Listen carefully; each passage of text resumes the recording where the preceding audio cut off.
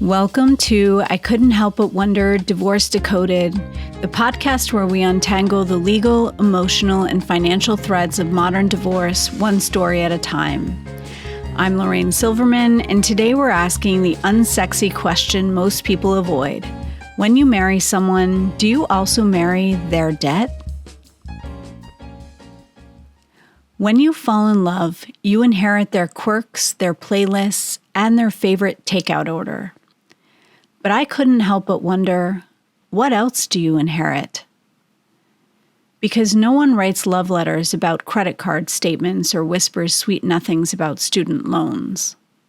But in divorce, debt is just as important as diamonds and often harder to split. The story, The Lawyer and the Librarian. Monica was a rising star at a well-known law firm. High salary, high heels, and high expectations.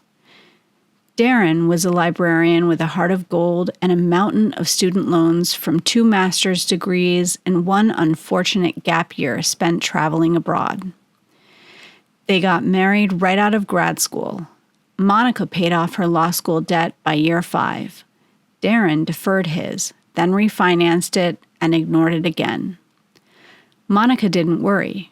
They were a team. They made it work, until that team fell apart. When the marriage ended, Monica thought she was walking away clean. But then came the spreadsheet, the debt, the credit cards, the private loan with her name on it from their joint refinance.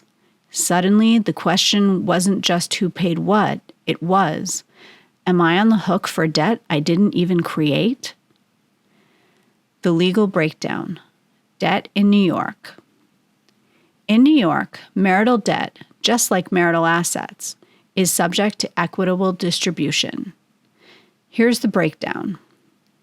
Marital debt is presumed to include debt incurred from the date of the marriage to the date of the commencement of the divorce action, even if the account is in one spouse's name. Separate debt includes obligations from prior to the marriage or after the commencement of a divorce action, with some exceptions to that rule. But here's the twist. The court looks at why the debt was incurred. If the debt was used for household expenses, the children, supporting a business that benefited both spouses, it's likely to be deemed marital, and both parties will likely share in the responsibility. If the debt was for personal spending, if it was wasted on gambling, affairs, or hidden purchases, the court may assign it to the person who racked it up. This is called wasteful dissipation. Credit card debt, personal loans, student loans, and even taxes are all fair game, but the context matters just as much as the balance. The takeaway? When it comes to divorce, don't just fight over what you're keeping. Pay attention to what you're taking on. Debt is just as real as assets and just as lasting. Review every statement, understand what you're being asked to share, and don't be afraid to challenge what's truly marital. Because forever might end, but some debts don't. Thanks for joining me on I Couldn't Help But Wonder Divorce Decoded. Next week, we're diving into stay at home, now what?